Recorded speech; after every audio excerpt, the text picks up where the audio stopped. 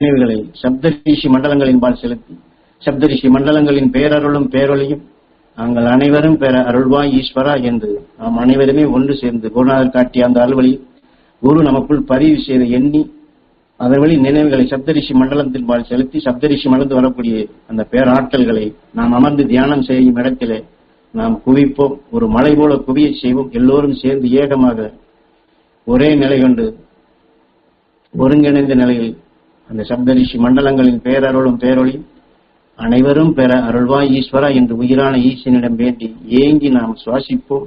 இழுத்து கவர்ந்து நமக்கு முன் அதை குவிப்போம்.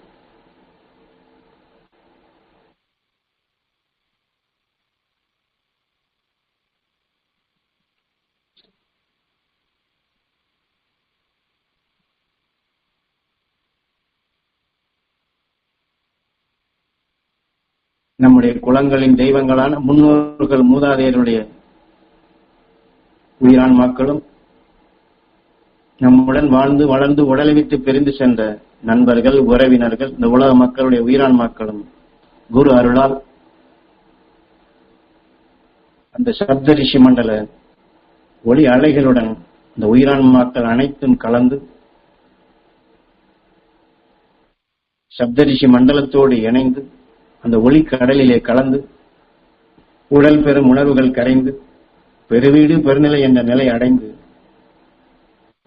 உடலை விட்டு பிரிந்து சென்ற உயிரான்மாக்கள் அனைத்தும் அழியா ஒளி சரீரம் பெற்று பிறவியிலா நிலை அடைந்திட அருள்வாய் ஈஸ்வரா என்று எந்த சப்தரிஷி மண்டல உணவை குரு காட்டிய வழியில் நாம் இழுத்து கவர்ந்து நமக்கு முன் குவிய செய்தோமோ அந்த அலைகளை அந்த உயிரான்மாக்களுடைய முகப்பில் அந்த உயிரான்மாக்களை அதை இணைத்து அவர்கள் அனைவருமே நாம் இந்த புவியின் பிடிப்பை கடந்து சென்று அவர்களை விண் செலுத்தும் நிலையாக நாம் அனைவரும் ஒன்று சேர்ந்து உந்தி சப்தரிஷி மண்டலத்தில் இணையச் செய்வோம்.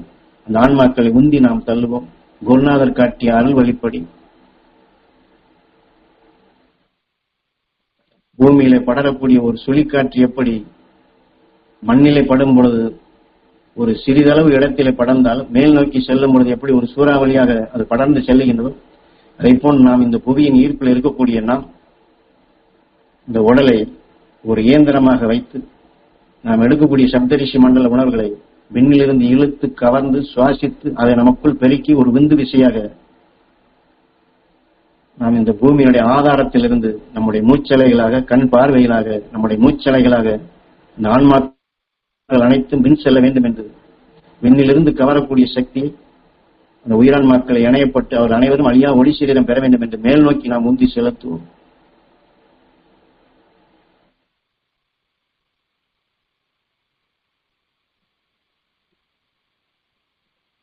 மழை நீர் வெள்ளமாக பாய்ந்தால் எப்படி அனைத்தையும் அடித்து செல்லுகின்றதோ அதுபோன்று நாம் இப்பொழுது அனைவருமே ஒன்று சேர்ந்து கூட்டமைப்பாக குருநாதர் காட்டிய அலுவலில் உடலை விட்டு பிரிந்து சென்ற எங்கள் குலங்களின் தெய்வங்களான முன்னோர்கள் மூதாதையர் அழியா ஒளி சரீரம் பெற வேண்டும், பிறவியில்லா நிலை அடைய வேண்டும், சப்தரிஷி என்ற நிலை அடைய வேண்டும். அவர்கள் அனைவரும் சப்தரிஷி மண்டலத்தோடு இணைய வேண்டும். அந்த ஒளி அலைகளுடன் நம்முடைய உயிரான்மாக்கள் கலக்க வேண்டும் என்று அனைவரும் நம்முடைய எண்ணத்தால் உணர்வால் பேச்சால் மூச்சால் உணர்வால் இதை வெளிப்படுத்தும் பொழுது இது ஒரு மிகப்பெரிய சக்தியாக ஒரு சூறாவளி போன்று அமைந்து யாராக இருந்தாலும் சரி அவள் இதற்கு முன் இதை பற்றிய சிந்தனை இல்லாதவர்களாக இருந்தாலும் சரி அனைவரையும் அங்கே அழைத்து சென்று அவள் அனைவருமே அழியா ஒளி சரீரம் பெற வைக்கும். ஆக விநாயகர் தத்துவத்தில் காட்டப்பட்ட முக்கியமான தத்துவமே இதுதான். நம்மை உருவாக்கிய தெய்வங்களை குல தெய்வங்களை அவர்களுக்கு செய்ய வேண்டிய தலையாய கடமை இதுதான். ஆக நம்முடைய இயக்கம் அவர்கள் சப்தரிஷி என்ற நிலை அடைவதாக இருக்க வேண்டும்.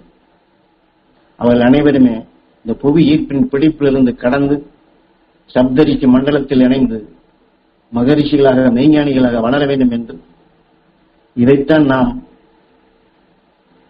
உணவாக கொடுத்து அவர்களை நாம் சப்தரிஷி மண்டலத்திலே வளர்க்க வேண்டும். நாம் இப்படி வளர்த்தோம் என்றால் அவர்கள் அங்கே சப்த ரிஷிகளாக வளர்கின்றார்கள். சப்தரிஷி மண்டல உணர்வை எடுத்து அவர்கள் சிறுக சிறுக நாம் இப்பொழுது இங்கே இந்த உடல் வாழ்க்கையில் எப்படி ஒவ்வொரு நாளும் தியானத்தில் எடுத்து ஒவ்வொரு நொடிப்பொழுதும் ஆத்ம சித்தி செய்த அருள் உணர்வுகளை பெருக்கி எப்படி நாம் இந்த உடல் வாழ்க்கையில வளர்கின்றமோ இதை போல அந்த நாம் இங்கிருந்து அவருடைய உணர்வு கொண்டு நாம் துணை கொண்டு இதை செயல்படுத்தும் பொழுது அவர்கள் நம்மை உருவாக்கிய நம்மை வளர்த்த நிலைகளை நாம் பதிலுக்கு அவர்களுக்கு செய்யக்கூடிய கைமாறாக அந்த முதல் தெய்வங்களுக்கு நாம் இதை செய்யப்படும் பொழுது அவர்கள் அங்கே வளரத் தொடங்குகின்றார்கள். இதைத்தான் நமது குரு நம்மிடம் எதிர்பார்க்கின்றார். இதைத்தான் அன்றைய சாஸ்திரங்களில் முன்னோர்களுக்கு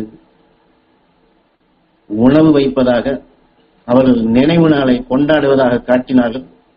நினைவு நாள் என்பது அவர்கள் உடலை விட்டு பிரிந்து சென்றதை நினைவு கொண்டு வருவதில்லை.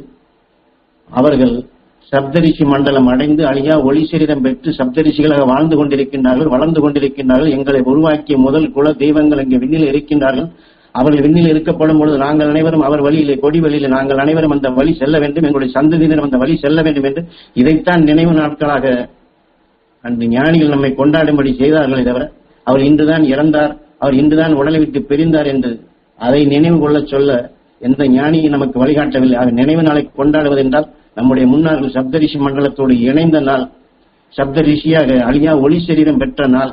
இன்று அவர் அங்கே இணைந்து நமது குருநாதர் அடிக்கடி இந்த குரு பூஜையை நினைவுபடுத்தும் பொழுது இன்று வைகுண்ட ஏகாதசி என்றுதான் நமது குருநாதர் உடல் பெறும் உணர்வுகளை அதை அனைத்தையுமே கரைத்துவிட்டு உயிரோடு ஒன்றி அழியா ஒளி சரீரம் பெற்ற நாள். அவர் எப்படி விண் சென்றாரோ அவர் விண் சென்ற நிலைகளை நாம் அனைவரும் பெற வேண்டும் என்று நமக்கு அது குரு பூஜையாக நினைவுபடுத்தி செயல்படுத்துவது போன்றுதான் நாமும் நம்முடைய குலங்களின் தெய்வங்களான முன்னோர்கள் மூதாதைகளை அவர்களை விண் செலுத்தி அந்த விண் செலுத்திய நினைவை மீண்டும் மீண்டும் நினைவு கொண்டு வந்து அவர்கள் விண்ணில இருக்கப்படும் பொழுது அவருடன் தொடர்பு கொண்டு இந்த வாழ்க்கையில் வரக்கூடிய எத்தகைய தீமைகளையும் இந்த விஞ்ஞான உலகத்தில் இனி வரக்கூடிய எத்தகைய கொடுமையிலிருந்து நம்மை நாம் காத்து நம்மை சார்ந்தவர்களையும் காத்து உலகையும் காக்கக்கூடிய சக்தியாக குருநாதர் இட்ட பணியை முழுமையாக எல்லோருக்கும் அது கிடைக்க செய்யக்கூடிய அந்த ஆற்றலாக பெறுவதற்குத்தான் குருநாதர் இதெல்லாம் நமக்கு தெளிவாக மறைக்கப்பட்ட உண்மைகளை குரு வழியில தெளிவாக உங்களுக்கு சொல்லிக் கொண்டு வருகிறேன் என்று மீண்டும் மீண்டும் நமக்குள் ஞாபகப்படுத்திக் கொண்டிருக்கின்றார்கள். அவர்கள் எதை ஞாபகப்படுத்தி நமக்கு நினைவு கொண்டு வர சொல்லுகின்றார்கள். அந்த அடிப்படையில் நாம் இதை செயல்படுத்தி மற்றவர்களுக்கு இதை அவர்களுக்கும் அவர்கள் சந்தர்ப்பத்தில் ஏற்கும்படியாக தெரியும்படியாக நாம் இதை செய்தோம் என்றால் நாம் அடிக்கடி தியானத்திலே சொல்லுகின்றமே சப்த ரிஷிகள் உபதேசித்து உணர்த்திய அருள் வழி அந்த நெறிகளை கடைபிடிக்க வேண்டும் என்று சொல்வதை இந்த உலகத்தில் உள்ளோர் அனைவரையுமே நாமும் கடைபிடித்து அனைவருக்கும் இந்த கடைபிடிக்கக்கூடிய சந்தர்ப்பங்களாக நாம் ஏற்படுத்தி தர முடியும். அந்த அருள் வழியில நாம் அனைவரும் செல்வோம், அனைவருக்கும் இதை எடுத்து காட்டுவோம்.